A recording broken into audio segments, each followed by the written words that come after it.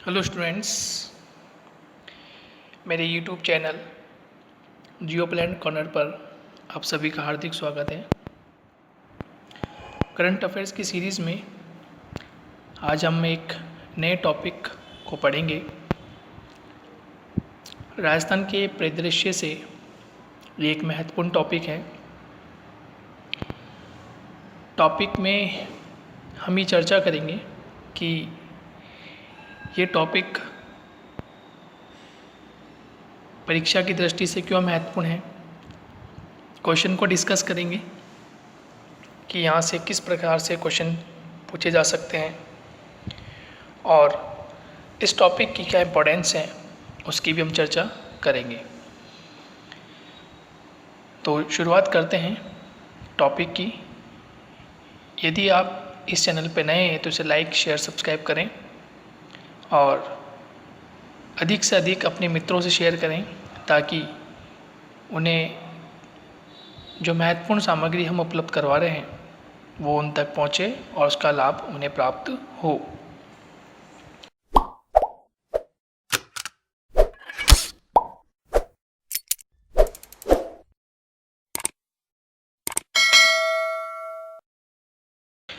तो आइए शुरुआत करते हैं एक बार पुनः मोटिवेशनल कोट के साथ। जो तुम सोचते हो वो हो जाओगे। देखिए कितनी अच्छी बात कही है कि जो भी हम सोचेंगे, जो भी हम सोचते हैं वे हम बन जाते हैं। यदि हम पॉजिटिव सोचेंगे तो पॉजिटिव ही माइंड में सेट होगा और हम पॉजिटिव कार्य करेंगे।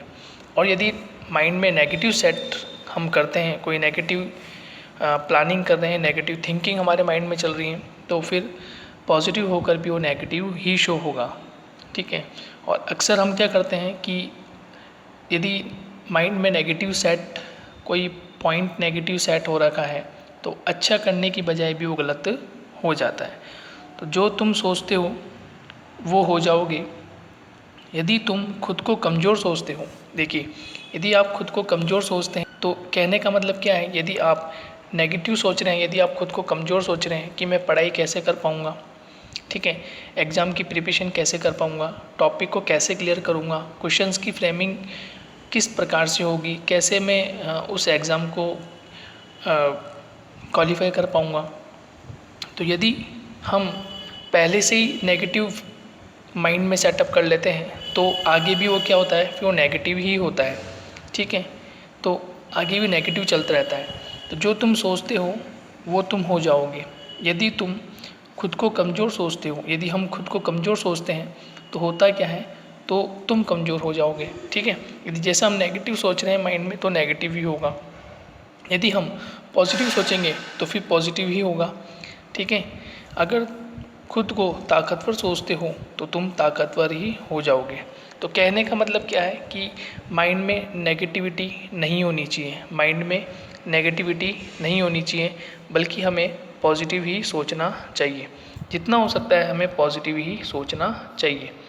पॉजिटिव सोचने से बॉडी में रिलैक्सेशन आता है, ऊर्जा बढ़ती है और उस ऊर्जा के साथ जो भी हम कार्य करते हैं वह ऊर्जा बढ़ती जाती है और वह कार्य सही तरीके से होता है, समयबद्ध तरीके से होता है और हमें एक पॉजिटिव रिजल्ट भी देता है। यदि हम नेगेटिव सोचते हैं, यदि हम नेगेटिव सोचेंगे तो फिर कार्य भी नेगेटिव ही हो जाएगा और यदि हम उसमें कुछ अच्छा करने की कोशिश भी करते हैं तो रिज़ल्ट उसका कैसा होगा, उसका रिज़ल्ट नेगेटिव ही आता है। इसलिए हमेशा पॉजिटिव ही सोचना चाहिए, चाहे वो कार्य पूरा हो चाहे ना हो, लेकिन आपकी एनर्जी कैसी होनी चाहिए, आपकी एनर्जी पॉजिटिव ही होनी चाहिए। तो मोटिवेशनल कोट बहुत इम्पोर्टेंट है, आपको ऊर्जावान बनाता है। इसलिए एक विद्यार्थियों को हमेशा बड़ा सोचना चाहिए, पॉजिटिव सोचना चाहिए ताकि एनर्जी भी कैसी हो उसकी, पॉजिटिव ही हो। जो तुम सोचते हो वो, यदि तुम खुद को कमज़ोर सोचते हो तो कमज़ोर हो जाओगे और यदि खुद को ताकतवर सोचते हो तो तुम ताकतवर बन जाओगे। तो इसी मोटिवेशनल कोट के साथ आज का एक महत्वपूर्ण लेक्चर हम शुरुआत करते हैं। राजस्थान के पॉइंट ऑफ व्यू से इम्पोर्टेंट है। राजस्थान में जितनी भी भर्ती परीक्षा आने वाली है उसके लिए उसके पॉइंट ऑफ व्यू से इम्पोर्टेंट है, तो उसमें किस तरह से क्वेश्चंस बन सकते हैं, एग्ज़ाम के पॉइंट ऑफ व्यू से कैसे क्वेश्चन बनेंगे, उसको हम डिस्कस करेंगे। और टॉपिक भी बहुत अच्छा है, बहुत आपको ज्ञानवर्धक बातें ये देकर टॉपिक जाएगा। ठीक है, तो आप डिस्कस करते हैं। जैसे थंबनेल में आप देख चुके हैं कि थंबनेल में जो टॉपिक का नाम लिखा हुआ है इस्माइल प्रोजेक्ट, इस्माइल प्रोजेक्ट या कार्यक्रम लिखा हुआ है थंबनेल में। ठीक है, इस्माइल कार्यक्रम आपने थंबनेल में देखा कि वहाँ पर लिखा हुआ है इस्माइल कार्यक्रम, ठीक है, या इस्माइल प्रोजेक्ट। देखिए, पहला तो क्वेश्चन यहाँ से ये बन जाता है कि इस्माइल कार्यक्रम या इस्माइल प्रोजेक्ट किस सरकार के द्वारा लॉन्च किया गया या किस सरकार के द्वारा प्रारंभ किया गया, किस सरकार के द्वारा चलाया जाता है या चलाया गया है। तो क्वेश्चन नंबर ये बन जाता है, तो ये बहुत इम्पोर्टेंट है। ठीक है, पहला ही जो पॉइंट है वहीं से क्वेश्चन क्रिएट हो जाता है कि इस्माइल कार्यक्रम या इस्माइल प्रोजेक्ट किस सरकार के द्वारा चलाया जाता है। तो अभी हम देखेंगे आगे, तो उसका आंसर आपको मिल जाएगा कि किस सरकार के द्वारा ये इस्माइल प्रोजेक्ट जो है या कार्यक्रम जो है वो संचालित है या किया गया था, तो वो आपको ध्यान रखना है। तो एग्ज़ाम पॉइंट ऑफ व्यू से कैसे क्वेश्चन बन सकता है वो आपको ध्यान रखना है। नेक्स्ट, इस्माइल कार्यक्रम या इस्माइल प्रोजेक्ट की हम चर्चा कर रहे हैं। राजस्थान स्कूल शिक्षा का अभिनव नवाचारी कार्यक्रम। देखिए, फर्स्ट लाइन में आपका आंसर आपको मिल गया है, यानी कि राजस्थान स्कूल शिक्षा, जो स्कूली शिक्षा है राजस्थान में 1 to 12 तक, 1 to 12 में जो राजस्थान में स्कूली शिक्षा है उसके तहत एक अभिनव नवाचारी कार्यक्रम है, यानी कि इनोवेशन, नए नए तरीके का इनोवेशन किया जा रहा है। जैसे अभी आप सभी को पता है कि पूरा विश्व कोविड-19 जो महामारी है उसके दौर से गुजर रहा है, और लगभग मार्च या यूँ कहें फरवरी मंथ से लेकर और अब तक सभी क्षेत्रों में, चाहे वे शिक्षा का क्षेत्र हो, चाहे वे एग्रीकल्चर का क्षेत्र रहा हो, चाहे वो उद्योग रहा हो, परिवहन रहा हो, और जितने भी इंफ्रास्ट्रक्चर हैं, आईटी सेक्टर है, उनमें सब में कुछ ना कुछ नया इनोवेशन हुआ है, कुछ ना कुछ नई तकनीक आई है। उसी के तहत शिक्षा के स्तर में, विशेषकर स्कूली शिक्षा, और स्कूली शिक्षा में भी के साथ साथ इसमें जो नए नवाचार लाए हैं, वो कौन लाए हैं नया नवाचार? वो नया नवाचार लाए हैं हमारे राजस्थान सरकार। ठीक है, मैंने कहा राजस्थान की दृष्टि से इम्पोर्टेंट है, इसलिए राजस्थान सरकार एक नया नवाचार लेकर आई है। किसके संदर्भ में? स्कूली शिक्षा के संदर्भ में। किसके संदर्भ में लाई है? स्कूली शिक्षा के संदर्भ में। और ये कैसा नवाचार है? ये नवीन है, ठीक है, और अभिनव है, यानी कि आपकी एक्टिविटी को ये बाहर निकालने का एक इम्पोर्टेंट और कारगर प्रोजेक्ट कार्यक्रम है। ठीक है, तो नंबर 1 जो क्वेश्चन हमने डिस्कस किया कि इस्माइल कार्यक्रम या इस्माइल प्रोजेक्ट किस सरकार के तहत संचालित है या किस सरकार के द्वारा संचालित किया गया था, तो आपका आंसर क्या हो जाएगा? आपका आंसर हो जाएगा राजस्थान सरकार के द्वारा। किसके द्वारा? राजस्थान सरकार के द्वारा। ये किस प्रकार की शिक्षा के लिए या ये क्यों लॉन्च किया गया, तो आपका आंसर हो जाएगा स्कूली शिक्षा के लिए। किसके लिए लॉन्च किया गया? स्कूली शिक्षा के लिए लॉन्च किया गया। और ये कैसा कार्यक्रम है? ये इनोवेशन, यानी नई नई टेक्निक के माध्यम से जो शिक्षा विद्यार्थियों तक पहुंचाई जा रही है, उसका एक ये कार्यक्रम है, उसका ये एक प्रोजेक्ट है। तो ये आपको ध्यान रखना है। नेक्स्ट, देखिए, यहाँ हमने चर्चा की कि प्रोजेक्ट का नाम क्या है? इस्माइल। प्रोजेक्ट का नाम क्या है? इस्माइल। प्रोजेक्ट का नाम क्या है? इस्माइल। अब इसमें इस्माइल का अर्थ क्या होता है?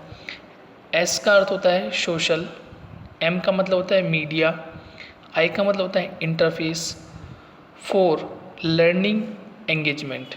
यानी कि हमें क्या करना है? सोशल मीडिया इंटरफेस, यानी सोशल मीडिया के संपर्क में रहते हुए या सोशल मीडिया के साथ में हमें लर्निंग, यानी कि क्या? अधिगम एंगेजमेंट मतलब संयोजन करते हुए, यानी सोशल मीडिया के संयोजन से विद्यार्थियों में अधिगम सक्रियता को बनाए रखना या अधिगम सक्रियता को प्रभावी ढंग से बनाए रखना, ये क्या है, स्माइल प्रोजेक्ट का अर्थ है। तो आपसे कोई पूछे कि स्माइल का अर्थ क्या है, ठीक है, एक क्वेश्चन यहाँ से बन सकता है। देखिए, इस टॉपिक को लाने का महत्वपूर्ण उद्देश्य यह है कि राजस्थान में जो फर्स्ट ग्रेड कॉलेज लेक्चरर और साथ ही साथ जो HM के पेपर होते हैं, उसमें एक टॉपिक आता है, एक पॉइंट आता है स्कूल मैनेजमेंट। और स्कूल मैनेजमेंट में जितनी भी योजनाएं चलती हैं, स्कूल स्तर पे जितनी भी योजनाएं हैं सरकार के द्वारा, जितनी भी योजनाएं संचालित है, उन योजनाओं से क्वेश्चन पूछे जाते हैं। तो उन योजनाओं से क्वेश्चन पूछे जाते हैं, तो उसके दरमियान ही ये स्माइल कार्यक्रम या स्माइल प्रोजेक्ट को आज हम लेकर आए। तो ये चर्चा का विषय महत्वपूर्ण है, इसलिए हमने इस टॉपिक को लाकर यहाँ से निकलने वाले जो क्वेश्चंस हैं कि क्वेश्चंस को किस तरह से क्रिएट किया जा सकता है, कैसे यहाँ से क्वेश्चन बन सकते हैं, एग्ज़ाम पॉइंट ऑफ व्यू से किस पॉइंट पर विशेष डिस्कस किया जा सकता है, क्वेश्चन यहाँ से फ्रेम किया जा सकता है, उसके दरमियान ही हम इसकी चर्चा कर रहे हैं। तो आपसे क्वेश्चन पूछ सकता है, स्माइल का अर्थ है हिंदी में और इंग्लिश में, दोनों मैंने बताया। इंग्लिश में social media interface for learning engagement, और हिंदी में सोशल मीडिया के संयोजन से विद्यार्थियों में अधिगम सक्रियता को बनाए रखना। सोशल मीडिया के संयोजन से विद्यार्थियों में अधिगम सक्रियता को बनाए रखना इसका मुख्य उद्देश्य है। यानी कि सोशल मीडिया, मैंने अभी बताया कोविड-19 के इस दौर में शिक्षा जो है, जो पहले शिक्षा कक्ष में रहते हुए विद्यार्थी और शिक्षक के मध्य संपादित होती थी, आज के समय इन दोनों के बीच में, यानी शिक्षक और विद्यार्थी के बीच में मीडिया, वो मीडिया में भी कौन, सोशल मीडिया, जैसे हम व्हाट्सअप की चर्चा करते हैं, यूट्यूब की चर्चा करते हैं, फेसबुक की चर्चा करते हैं, इंस्टाग्राम की चर्चा करते हैं, और साथ ही साथ ये इंटरनेट इतना प्रभावी हो गया है कि हर बड़े से बड़े इंस्टीट्यूट ने अपने ऐप लॉन्च करना शुरू कर दिया। और ना काफ़ी ऐप, बल्कि स्कूली शिक्षा में भी, हम अभी चर्चा करेंगे, स्कूली शिक्षा में भी ऐप लॉन्च हो चुके हैं। तो इस ऐप के माध्यम से, जो मोबाइल ऐप होते हैं, इन ऐप के माध्यम से विद्यार्थी और शिक्षक, इन दोनों के मध्य जो सोशल मीडिया एक महत्वपूर्ण कड़ी के रूप में आया है, तो शिक्षा का प्रसार होने लगा है। और शिक्षा किस प्रकार से विद्यार्थी तक पहुंच रही है, इसकी हम चर्चा कर रहे हैं, ठीक है। तो सोशल मीडिया के तहत, तो सोशल मीडिया में क्या क्या चीज़ें आ गई, इंटरनेट, यदि हम एक चर्चा करें, एक इम्पोर्टेंट पार्ट की चर्चा करें, तो इंटरनेट आ गया। इंटरनेट यानी महत्वपूर्ण एक चीज़ होगी इंटरनेट। इंटरनेट के अलावा टीवी भी महत्वपूर्ण हो गया, ठीक है, टेलीविज़न के माध्यम से भी, रेडियो के माध्यम से भी, हालांकि रेडियो अब इतना महत्वपूर्ण नहीं रहा, लेकिन मोबाइल में आजकल रेडियो की फैसिलिटीज़ आने के कारण भी ये एक शिक्षा का बड़ा माध्यम बन गया है। न्यूज़पेपर, ठीक है, ये मीडिया के माध्यम है, ठीक है। तो इसके माध्यम से हम देख रहे हैं कि स्माइल कार्यक्रम किस प्रकार से प्रभावी होता नज़र आ रहा है, या ये कितना प्रभावी हुआ है या कितना प्रभावी नहीं हुआ है, इसकी हम चर्चा कर रहे हैं। तो स्माइल का अर्थ आपको समझ में आ गया। स्माइल का अर्थ क्या होता है, social media interface for learning engagement. Social media interface for learning engagement, यानी सोशल मीडिया के संयोजन से विद्यार्थी में अधिगम सक्रियता को बनाए रखना इसका मुख्य उद्देश्य है। अब हम देखते हैं कि आखिर हम चर्चा कर रहे हैं स्माइल कार्यक्रम की, ठीक है, हम स्माइल कार्यक्रम की चर्चा कर रहे हैं।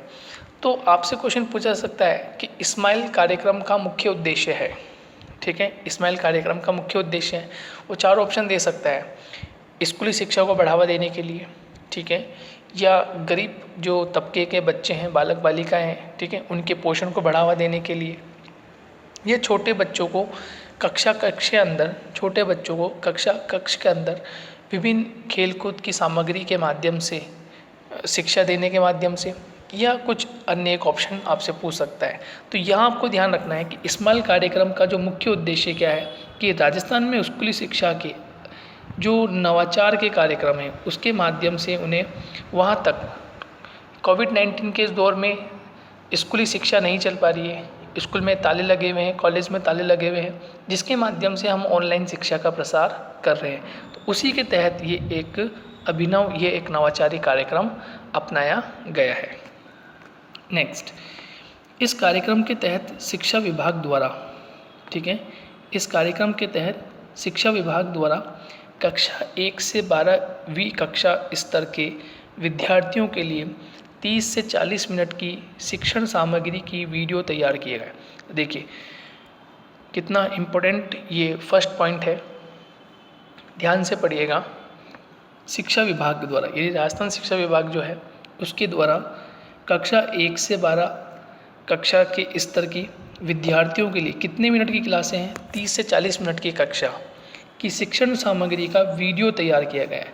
तो देखिए एक क्वेश्चन यहाँ से क्रिएट हो सकता है, क्वेश्चन पूछ सकता है स्माइल प्रोग्राम के तहत किस प्रकार का लर्निंग प्रोसेस है, या स्माइल प्रोग्राम किस प्रकार का लर्निंग ऑडियो, ठीक है, ऑडियो प्रोग्राम है, ठीक है, वीडियो प्रोग्राम है, ऑडियो वीडियो दोनों प्रोग्राम है, या इनमें से कोई नहीं।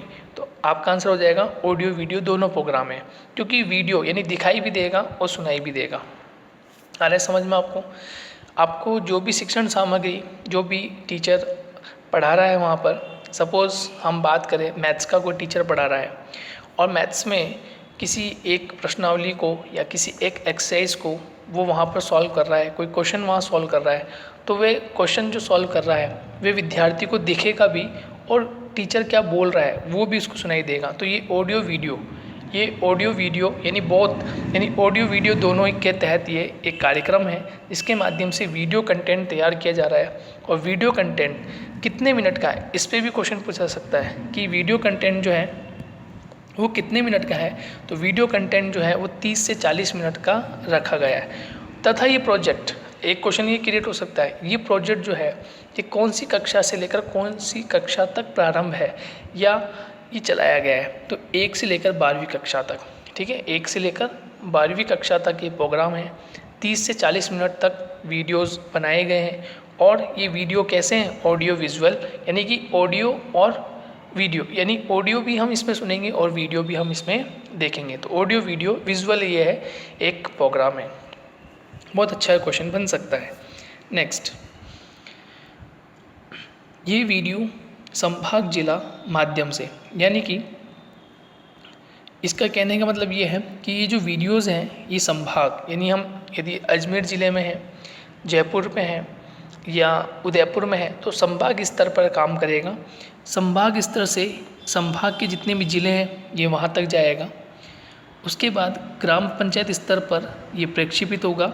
गांव के जो स्कूलें हैं वहाँ ग्राम पंचायत स्तर पर ये प्रक्षेपित किया जाएगा और ग्राम पंचायतों से ये अभिभावक जो उनके पेरेंट्स हैं वहाँ तक पहुँचेगा और उसके बाद विद्यार्थियों तक पहुँचेगा।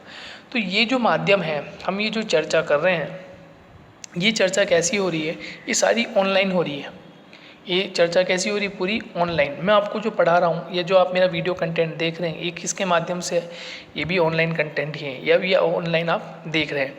तो ये जो पूरा प्रोसेस हो रहा है, यानी संभाग में, संभाग के बाद अन्य जिलों में वितरित होगा, फिर ये ग्राम पंचायत में जाएगा, मोबाइल टू मोबाइल ट्रांजेक्शन होगा, ठीक है।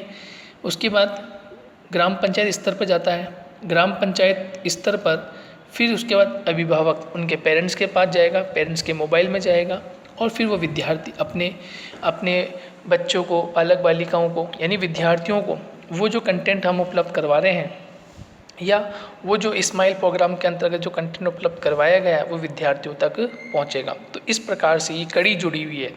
तो इस कड़ी में हर कंटेंट को पहले जांच की जाएगी, क्या वो कंटेंट सही है, विद्यार्थियों के अनुरूप है, तब जाके वो पहले संभाग स्तर पर, जिला स्तर पर, ग्राम पंचायत स्तर पर अभिभावक तक पहुंचेगा और फिर विद्यार्थी उसका लाभ अर्जित कर पाएंगे। तो यहाँ से भी एक बहुत अच्छा क्वेश्चन निकल कर आ सकता है कि ये जो कंटेंट जा रहा है, ये कंटेंट कहाँ से कहाँ तक डिलीवर हो रहा है। तो संभाग या जिला स्तर पर, देन उसके बाद पंचायत स्तर पर, देन अभिभावक और देन विद्यार्थी के पास। बहुत इंपॉर्टेंट जानकारी है। नेक्स्ट, शिक्षण सामग्री की समीक्षा। शिक्षण सामग्री की जो समीक्षा कर रहा है वो RSCERT उदयपुर द्वारा विषय विशेषज्ञ द्वारा तैयार की जाएगी या की गई है।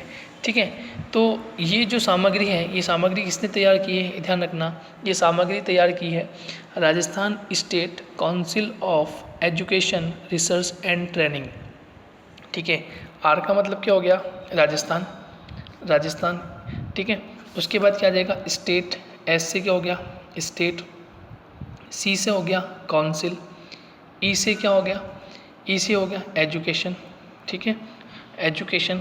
आर से क्या हो गया, रिसर्च, आर से हो गया रिसर्च, और टी से क्या हो गया, ट्रेनिंग, टी से क्या हो गया, ट्रेनिंग। यानी कि Rajasthan state council of education research and training जो कि उदयपुर में है, इनके द्वारा और इनके जो जो विशेषज्ञ हैं, जो टीचर्स हैं, वेल क्वालिफाइड टीचर्स हैं, उनके द्वारा कंटेंट को, शिक्षण सामग्री को बनाया गया है, उसकी समीक्षा की गई है और उसके तहत ये उपलब्ध करवाया जाएगा।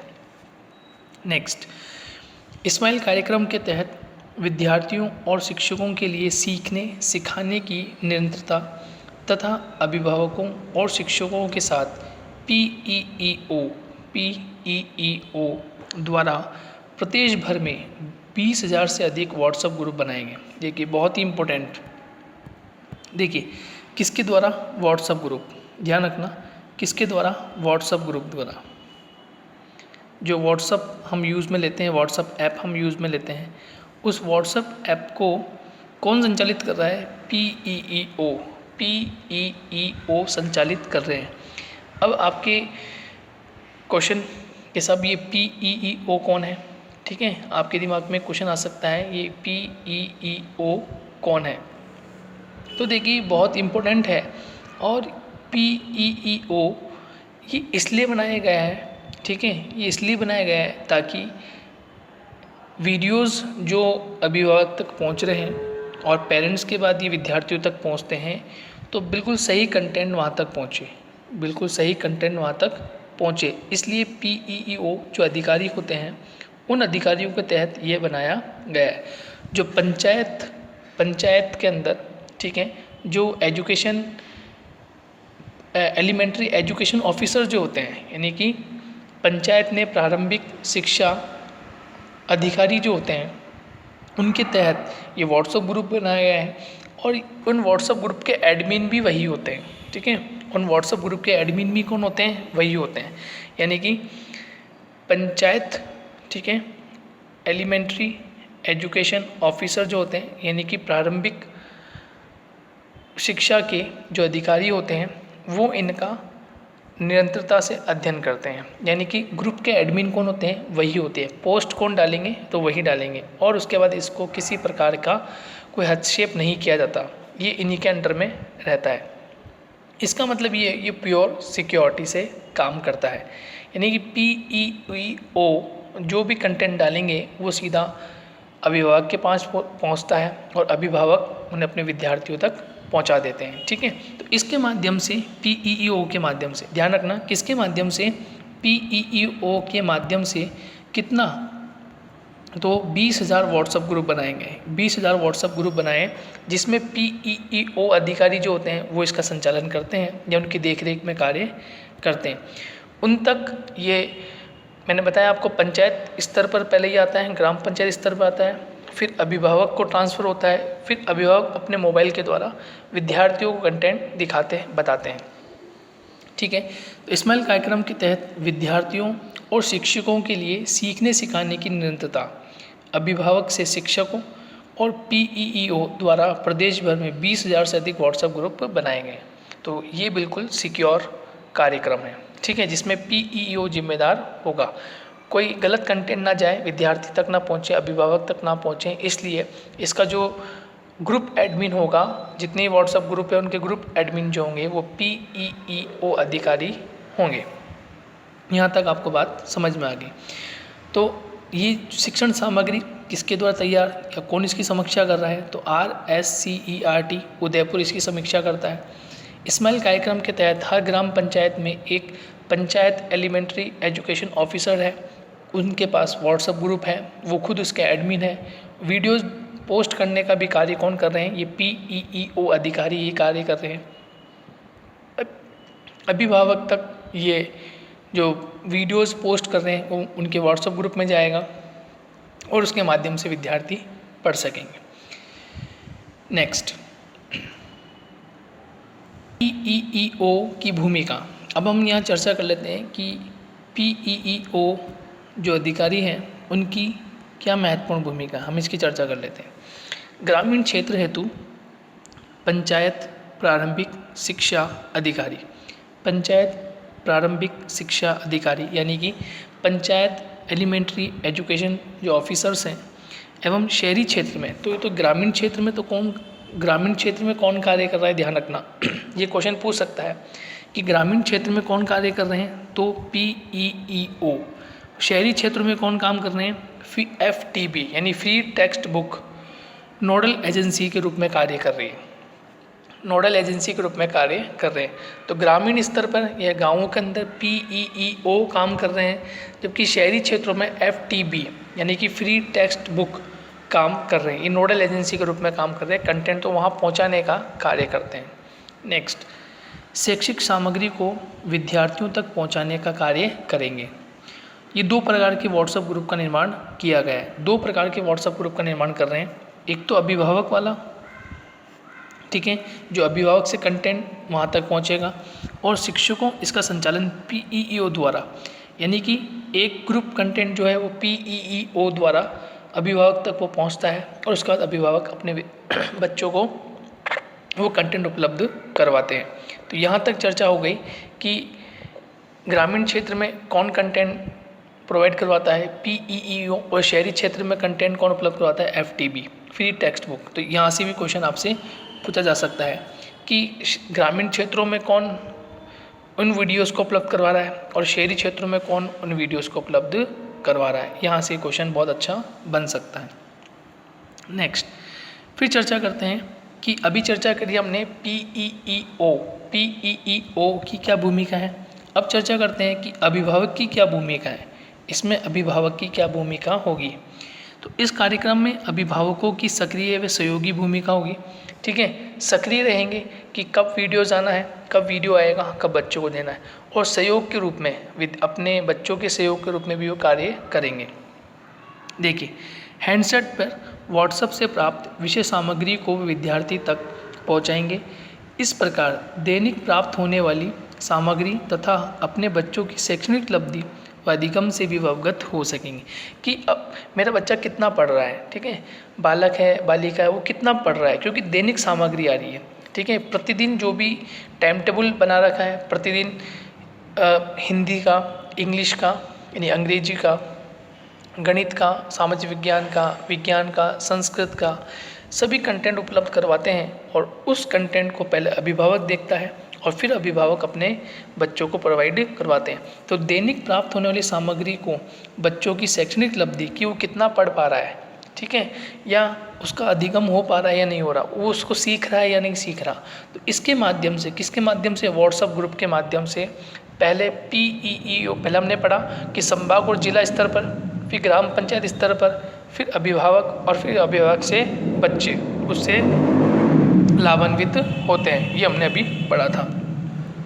नेक्स्ट, राजकीय सेवा के सभी शिक्षक भी इस प्रोजेक्ट में रचनात्मक सहयोगी होंगे। देखिए, राजकीय सेवा गवर्नमेंट टीचर जो है वो भी इसमें कार्य करते हैं, कर सकते हैं, और रचनात्मक सहयोग यानी कि कुछ नए आइडियाज़ के साथ में पढ़ाने का कुछ नए तरीका, जिसके माध्यम से बच्चों को रुझान पैदा हो, बच्चे उसको सीखें, समझें। क्योंकि अब ये जो शिक्षा है वो शिक्षा कैसी होगी, मैंने बताया ये शिक्षा ऑनलाइन हो गई, अब पूरी की पूरी शिक्षा कैसी होगी, ऑनलाइन हो गई। ऑनलाइन शिक्षा हो जाने के कारण यहाँ पर शिक्षक का कांटेक्ट बिल्कुल सामने से विद्यार्थी तक नहीं हो रहा, या विद्यार्थी का कांटेक्ट शिक्षक से नहीं हो रहा, टीचर से नहीं हो पा रहा। तो ऐसी स्थिति में क्या है, अब ये जो मीडिया वो बीच में है, तो हमें इस तरह से प्रोवाइड कराना है कि इस तरह से माहौल बनाना है कि वो एक कक्ष में बैठा हुआ है, वो एक कक्षा में बैठा हुआ है और शिक्षक उसको सिखा रहा है या उसको बता रहा है। हालांकि ये कहना, ये बोलना एक कह सकते हैं बड़ी बात होगी, क्योंकि माहौल नहीं बनता, ठीक है। एक कक्षा का माहौल की बात अलग होती है, वहाँ का जो एनवायरनमेंट होता है उसकी बात अलग होती है। एक घर पर पढ़ना एक अलग बात होती है, तो नहीं बन पाता, खासकर उन बच्चों के साथ में जो 1 से लेकर 12वीं कक्षा तक। क्योंकि यदि हम कंपटीशन की कक्षा की बात करें, जो बच्चे आज वर्तमान में कॉलेजेस शिक्षा प्राप्त कर रहे हैं या कॉलेज शिक्षा प्राप्त करने के बाद सरकारी नौकरी प्राप्त करने के लिए जद्दोजहद कर रहे हैं, कॉम्पिटिशन्स क्लासेस अटेंड कर रहे हैं, तो वे विद्यार्थी जानते हैं समय का कितना उपयोग करना है, समय को कैसे हम सदुपयोग कर सकते हैं।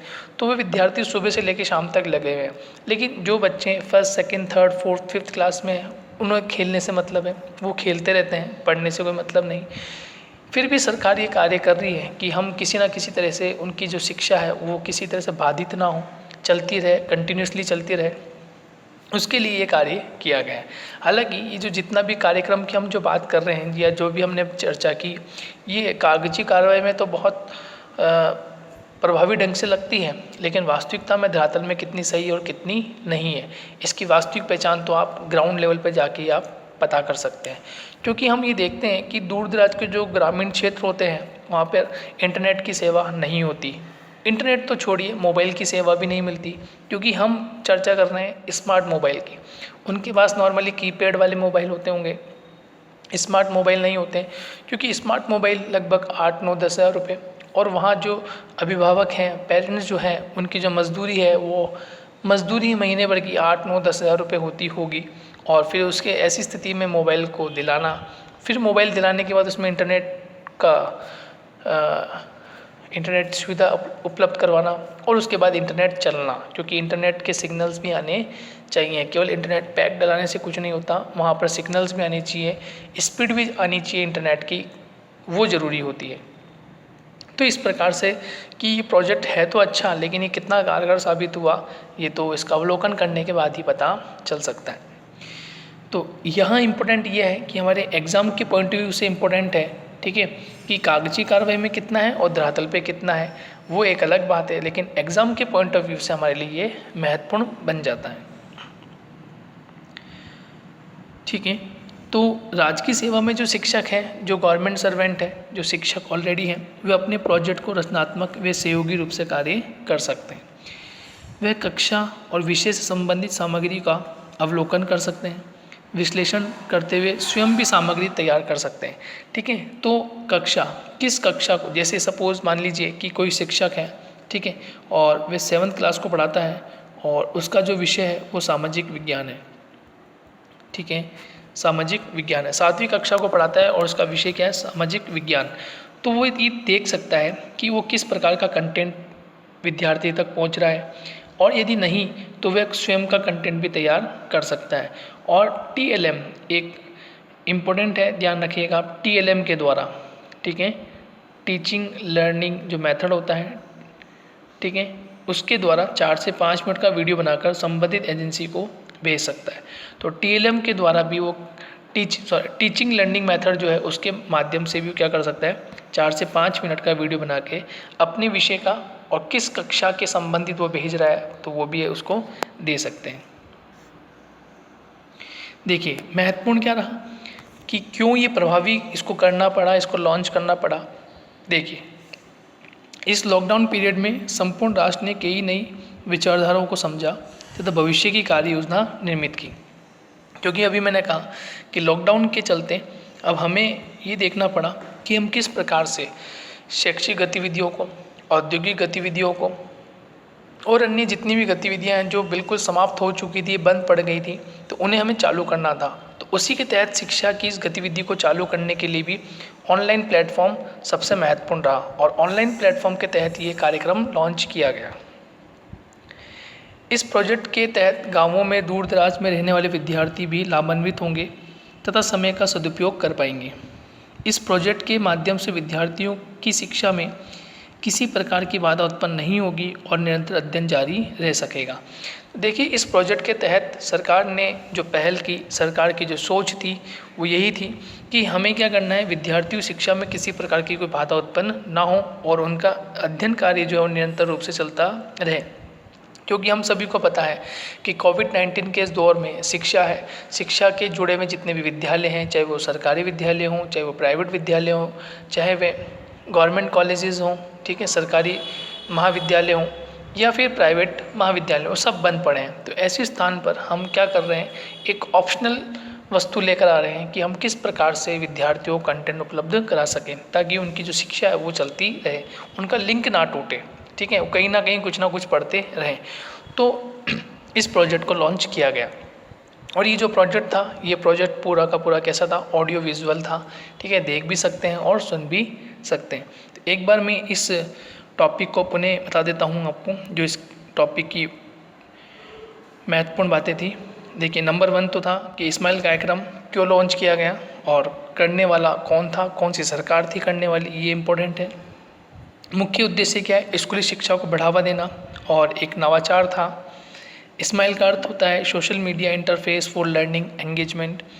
सोशल मीडिया के तहत विद्यार्थियों में अधिगम की प्रक्रिया को सुचारू बनाना। इसमें 1 से 12 तक के विद्यार्थियों को शामिल किया गया है और 30 से 40 मिनट का लेक्चर है, शिक्षण सामग्री उपलब्ध करवाई जाती है, जिसमें संभाग और जिला स्तर, फिर ग्राम पंचायत स्तर, फिर अभिभावक और फिर विद्यार्थी इसका लाभ उठाते हैं। RSCERT द्वारा, उदयपुर द्वारा विशेष इसकी समीक्षा की जाती है और हर ग्राम पंचायत स्तर पर PEEO यानी कि पंचायत एलिमेंट्री एजुकेशन ऑफिसर लगे हुए हैं, वो व्हाट्सएप के द्वारा इसकी निगरानी रखते हैं, व्हाट्सएप के द्वारा ही कंटेंट को अभिभावक तक पहुंचाते हैं, ठीक है। और अभिभावक की जो महत्वपूर्ण भूमिका क्या बनती है कि वह भूमिका बनती है अपने बच्चों को कंटेंट उपलब्ध करवाए। लेकिन मैंने कहा कि समस्या भी आती है और समस्या भी हमने देखी कि कुछ अभिभावक के पास मोबाइल हैंडसेट नहीं है, कुछ की स्थिति बहुत निर्दयी है और ख़ासकर कोविड-19 के इस दौर में जो मजदूरी थी वो बिल्कुल कम होती चली गई, तो और भी इस विकट समस्या का सामना करना पड़ा। कहीं पर इंटरनेट की सुविधा नहीं है, विद्यार्थी नहीं पढ़ पाते हैं, तो ये कंटेंट उन्हें मिल भी नहीं पाता और जब नहीं मिलता तो हमारा उद्देश्य पूर्ण होता भी नहीं है। तो जब कोई प्रोजेक्ट चलता है तो कोई ना कोई खामी उसकी आती भी है, लेकिन हमारे एग्ज़ाम के पॉइंट ऑफ व्यू से ये एक इम्पोर्टेंट पॉइंट है, इम्पोर्टेंट टॉपिक है, जिसमें हमने डिस्कस किया कि स्माइल प्रोजेक्ट क्या था, ये क्यों लॉन्च किया गया, किसके द्वारा लॉन्च किया गया, इसके क्या लाभ रहे और इसकी क्या हानि रही। यदि आपको ये वीडियो पसंद आया हो तो इसे लाइक शेयर सब्सक्राइब ज़रूर करें और अपने सहपाठियों को ज़रूर पहुंचाएं, अपने सहपाठियों तक ये भेजें, शेयर करें ताकि उन्हें भी ये लाभ मिल सके। मिलते हैं नेक्स्ट लेक्चर के से, जब तक के लिए थैंक यू।